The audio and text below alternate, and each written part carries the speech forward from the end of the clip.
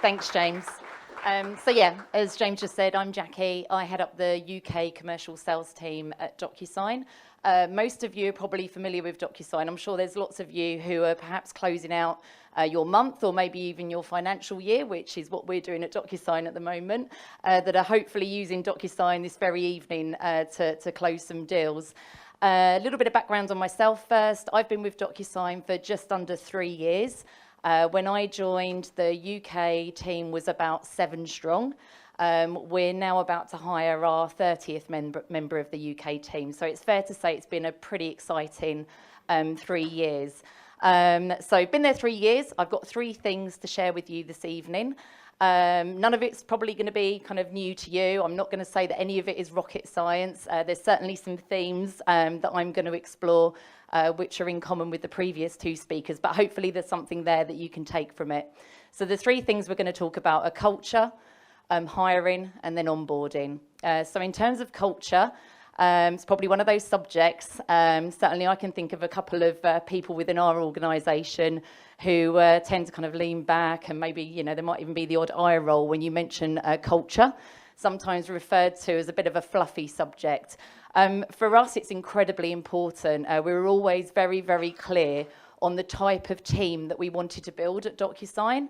And I think for those of you that are working for startups and are scaling out organisations or sales teams in particular, you have a really, really fantastic opportunity to actually be very thoughtful about the type of culture that you want for that team.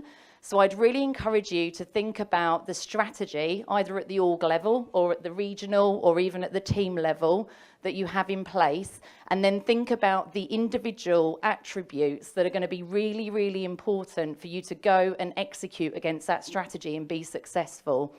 I'd love to say that's what we did. I think that's probably, there's a little bit of the power of hindsight there, but we have a very, very clear idea now of what makes somebody a successful salesperson at Docusign. I'm specifically focused on the UK, so I think there's some things that are very specifically important to the UK market. And as importantly, I also have a very, very clear idea of what doesn't make somebody a successful salesperson at Docusign. So I kind of guess I kind of developed that profile in my mind over the course of the first year or so at Docusign. And, you know, we've really tried to keep that in mind, both ourselves as hiring managers, and also make sure that it's top of mind with our recruitment team, which we'll talk about a little bit more in a moment. So for us, it's very important that people have an entrepreneurial flair. They have to be very agile. They have to be very comfortable with ambiguity. They need to have very, very high levels of curiosity, I think to the point that you were just making. Be very comfortable speaking to key stakeholders, display, you know, good business acumen, and then the list goes on and on. But yeah, I'd really encourage you to think about what is that blueprint for your team and for your organisation, and then go and hire against that. The second point, hiring.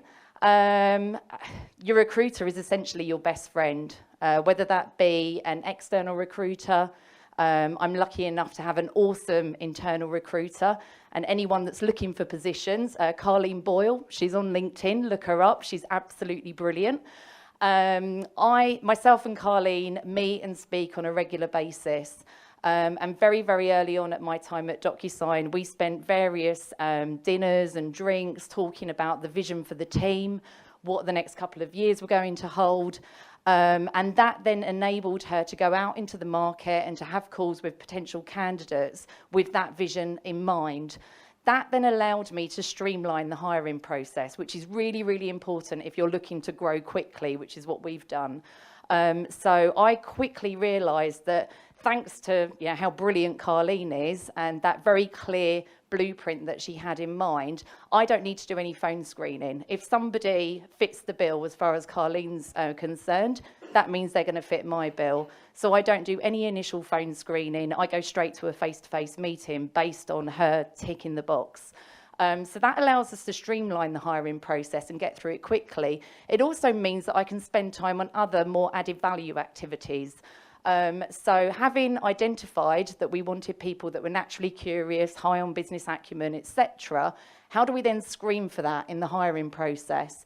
And what we stumbled across, it's very simple, it's very practical, but we've really seen a big impact on this, is if we're interested in a candidate and we're going to move to offer, we will then do a role-based telephone discovery call.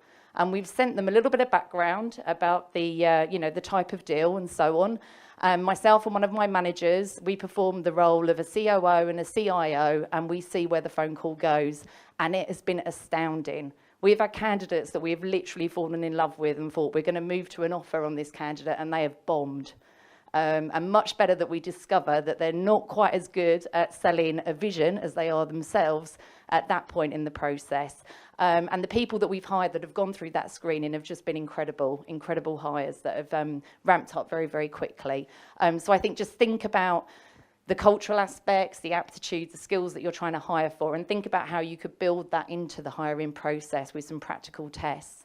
And then the final thing is onboarding. Once you've found these great candidates and you've hired them, how can you get them ramped up and in their territory and delivering revenue as quickly as possible? So for the past sales year, we really looked to build out the formal onboarding kind of education process that happens back at head office. In San Francisco and in Seattle, and we look to replicate that with a much more detailed program back in region. So we have 3 certification processes, 1 for discovery. You're probably realizing that there's a theme here. That's a real passion of mine. 1 for demo and 1 for proposal generation. We have scorecards as well that we measure all of the new hires against. And if necessary, we go through an iterative process, giving them lots of on-the-job coaching and feedback. We've also used that with some of our poorer performers to try and get their performance up to the right level. So we found that hugely beneficial. And as we move into next year, we're going to extend that kind of prescriptive approach. We have territory management best practices. We're looking to extend those and turn them into a very prescriptive playbook. All of the AEs will be completing that territory management playbook at the beginning of this coming financial year, and that's something that we'll be measuring them against as we move through the year. So that's kind of the next piece of that. Those are my 3 things. I hope that was useful, and thank you ever so much.